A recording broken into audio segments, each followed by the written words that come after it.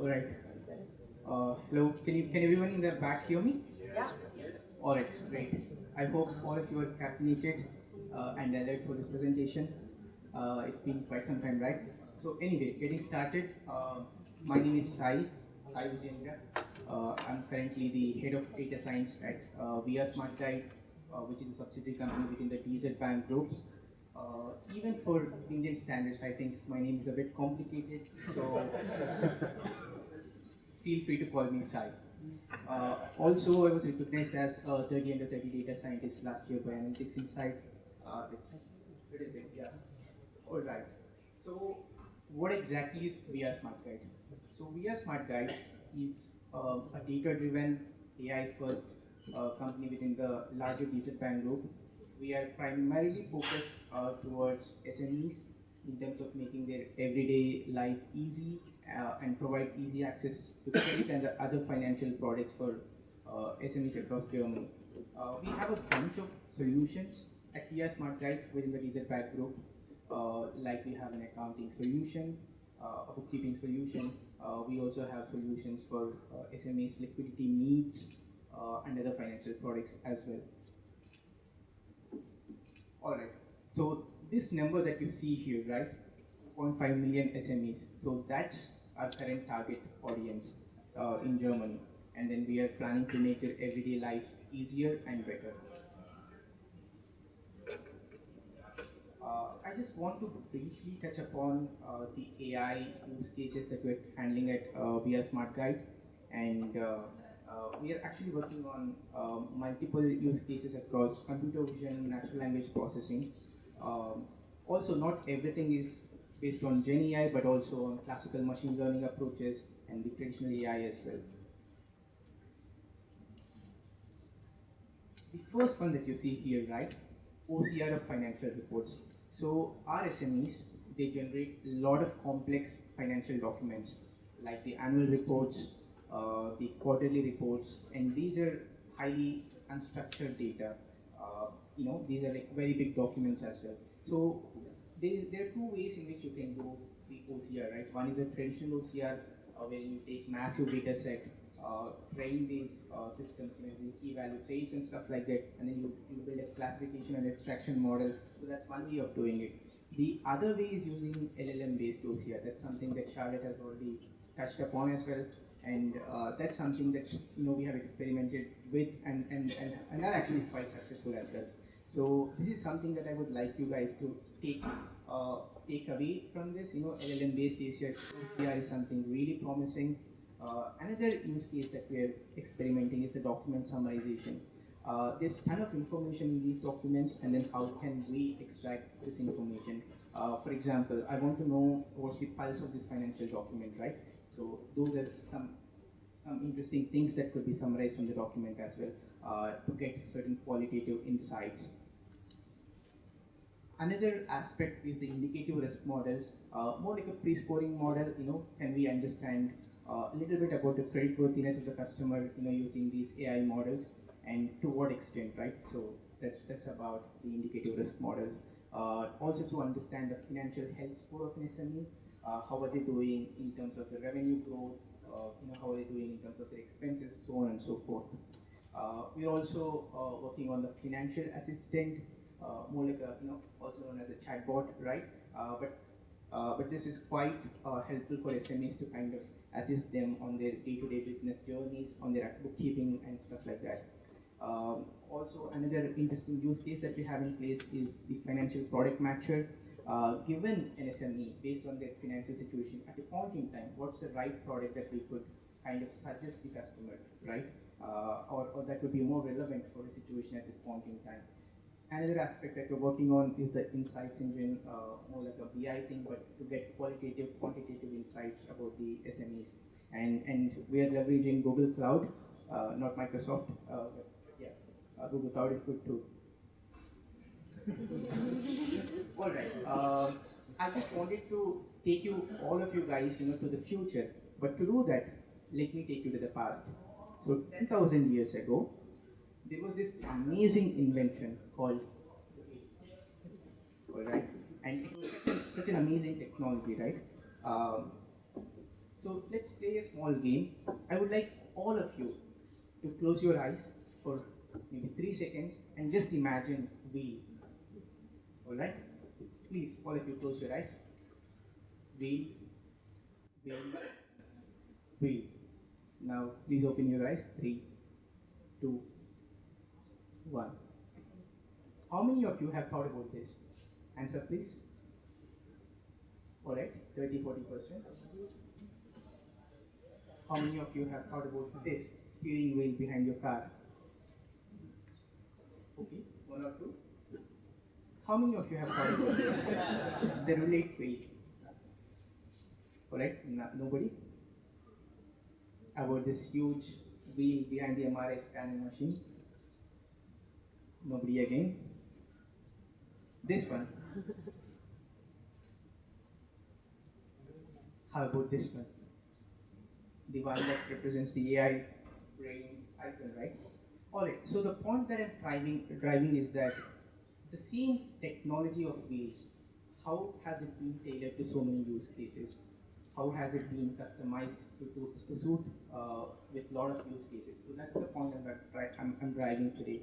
So this brings me to my topic, domain-specific large language models for banking. How can we fine-tune them? How can we customize them? What are the different options that are available? Should we use them? Should we even fine-tune them or not? If so, how to go about it? Alright, so this slide needs no introduction. A lot of folks before me have already touched base upon this. But LLMs are basically these sophisticated, large deep learning models that are trained on internet corpus, like huge, massive data sets like ChatGPT, and applied some natural language processing techniques on top of that. A simple example that I really love while explaining LLMs is that a dog is sitting in the plan. Now you have a probability distribution of multiple words. For example, park. Park might have a very high probability. Trade might have a very high probability, right? On the roof may not be, right? So that's how we could look at large language models. And there are a variety of use cases. There's reinforcement learning, human feedback, which is human feedback of the Rohit has talked about. So also there are other applications like sentiment analysis, text summarization, language translation, information retrieval, also known as a chatbot, right? But more importantly, the focus of my talk is towards this. So we have a pre-trained large language model, and can we incorporate this domain knowledge that all of us banking folks have, this proprietary knowledge that we have, right? And then can we use that? Because we always want tailored outputs. We don't want to miss the context of what proprietary information we have. And there's always the financial jargon that we have. For example, every bank would have their own way of saying something, and there's financial and specialized vocabulary that needs to be tackled, right? So that's super important. Alright, so if you closely look at this slide, right, so there are 4 different options. Of course, there are more, but these are 4 more important options to fine-tune the large language models. The first one is complete fine-tuning, or building it from scratch, more or less. The second one is parameter efficient fine-tuning. Third one is retrieval augmented generation, which I highly recommend, and the fourth one is prompt engineering. Alright, option number 1, full fine-tuning or building it from scratch, more or less, right? I'm a huge fan of this research paper by Bloomberg. They built this Bloomberg GPT, which is a 50 billion parameter large language model, completely domain specific. And essentially what they've done is, if you look at number 2 over here, right, 2.1 and 2.2, roughly 50% of the data that they have ingested into this LLM is internet data, and the remaining 50% of the data is proprietary data. And this proprietary data is collected from the last 4 decades of internal Bloomberg proprietary knowledge that they have from the analyst reports, so on and so forth, right? And they're sitting on a landmine of data, and you could actually do this, train a large language model based on your own data. And this is perhaps the most complex approach that you could take. However, there is another approach, which is parameter efficient fine-tuning method, wherein you have a pre-trained LLM already on the left hand side, and then you have a domain-specific data set. And what you could do is you could adapt the final, the last layers with your domain-specific knowledge, and that is what this is, right? This is more efficient. You could train it much faster, and you also preserve the knowledge from the pre-trained large language model. So this is slightly advantageous if you don't want to get into the complexities of training a large language model from scratch. I have a very short demo for this. I hope this is visible. Yeah. So what I've done here is, yeah. So essentially, I've asked question, who is Sai Vijayendra? And this is the instruction that I've given in the output, right? If I just give it to the open source large language model, it's saying Sai Vijayendra is an Indian politician and a member of blah, blah, blah, right? I'm not a politician, by the way. But after doing this PEFT, right, it's giving the right information, which means that, I've given certain samples, you see on the top, and that's essentially, is what's great about this fine tuning using this PEFT method.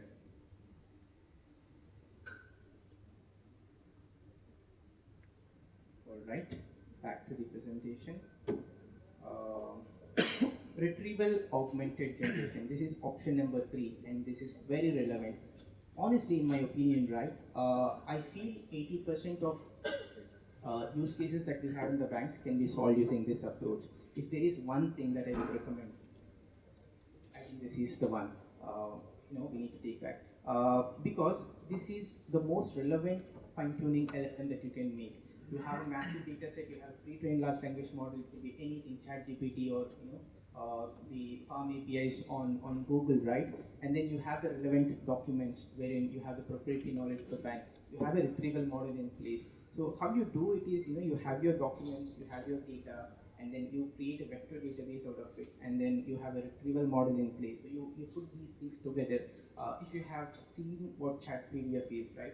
It's exactly similar to that. You can talk to your data, and the advantage of this is that all the responses will be up to date and very, very cost effective as well. Again, prompt engineering. This is something that Rohit has also talked about a bit, but there are 3 different approaches of prompt engineering, right? There are more approaches, but these are the top 3. Zero-shot prompting. You just give a plain vanilla prompt, and then you let the LLM provide the answer, which is sometimes not right and also very risky. However, what you could do is you could go with the approach of few-shot prompt, as in you tell the LLM, hey, this is how I want this is how I'm going to provide the input, and this is how I need the output. You give few examples, 2 or 3 examples, and then you teach the LLM, hey, this is how I would like you to behave and provide responses. And it could understand if you kind of guide the large language model with few short prompting. Another idea is chain of thought prompting. You tell, you act as a marketing agent right now, and then you design the content article in such a way, so on and so forth, right?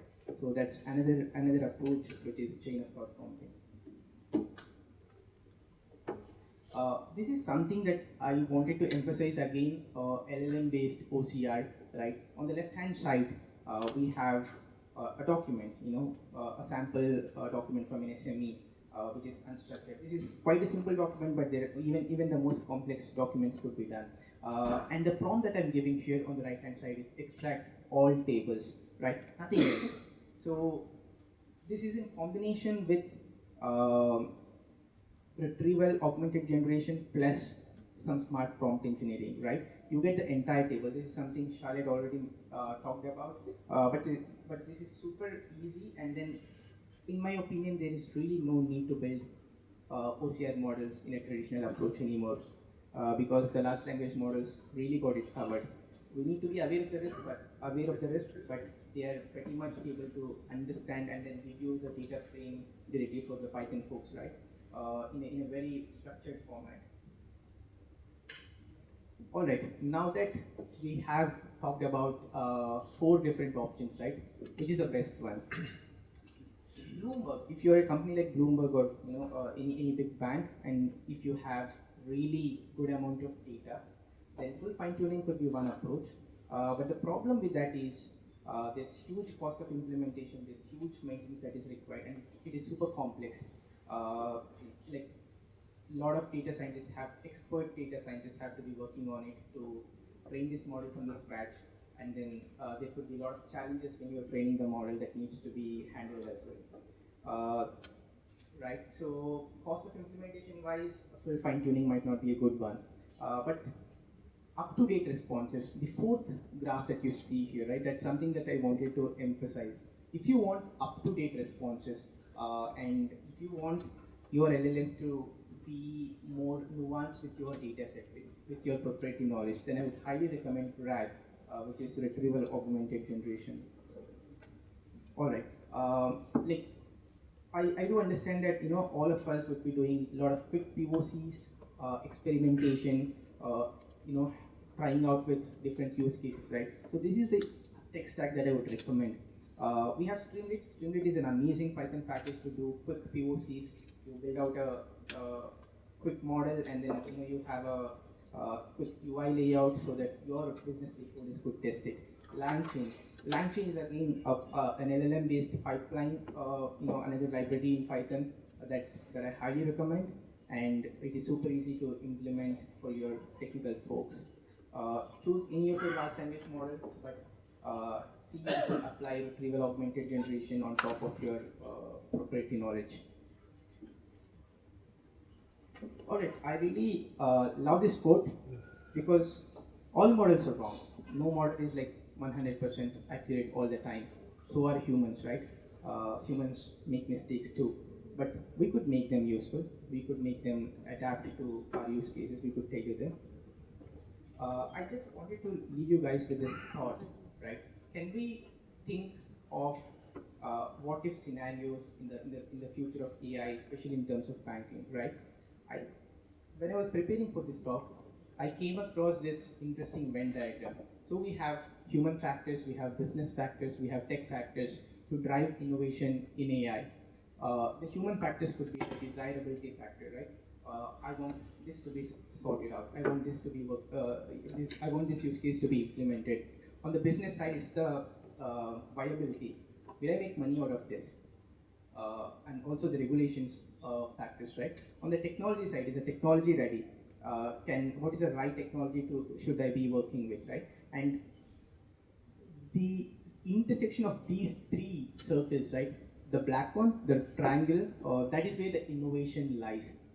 This is what a lot of great folks have said. I slightly like to differ on this. I think this is a picture of today. However, for tomorrow, right, technology can become slightly better, the business can be more viable, and the desirability of humans could also increase. So that little triangle expands, and then that is where we could drive innovation for tomorrow. Maybe few years down the line, what could happen is as all three of them get really, really bigger, right? There won't be any circles anymore, right? Can we already start thinking about this? Because what is impossible today might be possible tomorrow. That's pretty much what I have, folks. Thank you so much.